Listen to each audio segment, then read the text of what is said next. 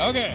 What's up, everybody? It's Chance from the Game Board here at AdamCon. For AdamCon, I'm seeing people walking around all weekend with these pins on their lanyards, and I had to find out what this new hotness about is. Apparently a game, and so Adam told me that I should interview these guys, so I kidnapped Dennis, and he is going to tell me exactly what this game is and how it plays. What is it? Yeah, so Worn Wanderers is a fully wearable card game. You get a name of pins that represent the characters on your team, and then you'll build a deck of cards for each of them, level 1, 2, and 3 card, and then some loot. So the goal of the game is your characters will attack your opponent's characters to try and wound them, and after you've wounded my character 3 times, they're knocked out, they drop that loot, and you have to reveal a certain amount of loot on my team to win. Okay. So it turns pretty simple, right? Like, let's say we're playing this game here. These are your 2 and these are my 2. Okay. On my turn, I'm going to pick one of my characters to attack and one of your characters to be attacked. Okay. So I could say, let's have Bernard the Humble here. He has 8 attack. He's going to hit Danton Myrtle. 8 is enough to hit your 5 defense. Okay. Your 9 attack is enough to hit my 6 defense at the same time. Okay, so attacks happen simultaneously. Right. Okay, So it's my turn, right? But I'm picking this guy to clash with this guy. We exchange blows, right? And everybody takes a wound. So we take that top card and we rotate it 270 degrees clockwise there. Beautiful. And that's my turn, right? It's that simple. Okay. Okay.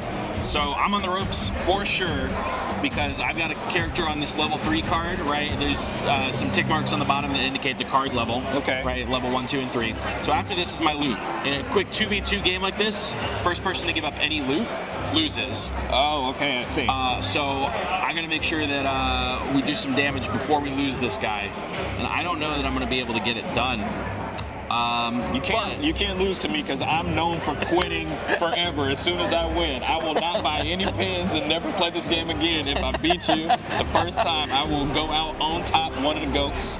Yeah, so the tempo of the abilities, right, adds a lot of strategy to the game. Not to mention, like, these are quick little starter decks, right? Very introductory. But once you get into, like, building your characters and selecting abilities to synergize with each other, like, the deck building will absolutely melt your brain. But it is, the strategy is really, really deep compared to the deceptively simple package.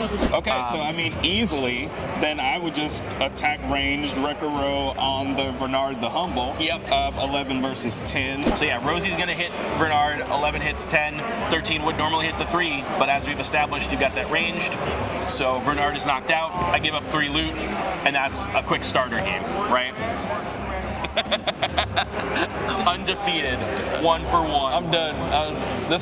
But one of the things that I find interesting about the game is that, like, when you're walking around conventions, you wear the game. Obviously, it's in the name, so you know who's playing. You know who has decks, because they, like, literally wear them on their lanyard. Yeah, exactly. So you can just walk through the convention challenging just random people for no reason, but you know that they're into the game because they're wearing it, and it's very quick, as you can see, especially in a 2v2.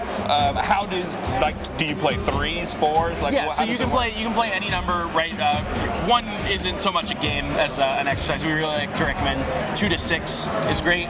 But once you get into your team building with, like, so let's say we have a 4v4, right? Like, if this were your whole team, you are required to build with 16 loot hidden amongst your team, an average of 4 per character. And to win, I need to find half of it, so 8. Okay. Which means having defeated a Bernard the Humble, like, 3 loot's a good start on 8, but I'm not even halfway there yet. Right. Right. Like, maybe I take out another character who's only got, like, 4, right? Or a 2 loot character, right? Now I have to take out a whole 3rd character, and that gives you a lot of extra time to, like, try and close out a game on me. So where you're hiding your loot is a lot more strategic. Not to mention, like, we talked a little bit about how you can combo with adjacent characters, right? To combine power, or, like, you can see guard on my team. And does adjacent just mean this way, or does it also mean up and down? It's orthogonal. So, like, these characters are not adjacent, right? So that means where you're playing them matters quite a bit. One thing that I did notice are the different colors and rankings of the pins. See, even these games have chases, and there are actual, like, rankings amongst the pins. Can you talk to me just, like, about the colors and the rankings and what those things mean? Sure. Sure, yeah. So the colors are very much like game mechanics, right? Like a lot of other card games. The different colors have different strengths and weaknesses, right? I think I mentioned at the beginning of the demo that yellow is very like glass cannon, high offense, low defense, bad survivability, right? Whereas like green and white tend to be more balanced colors, right? 8 and 6 or 7 and 9, right? Very close to each other. Plus, like you see a lot of stunning in green and red, right? You really don't find that in yellow or blue or purple, so your team wouldn't have access to certain abilities, right, based on those colors. Gotcha. Yeah, what you're seeing on the pins is the like collectibility that we like to build in.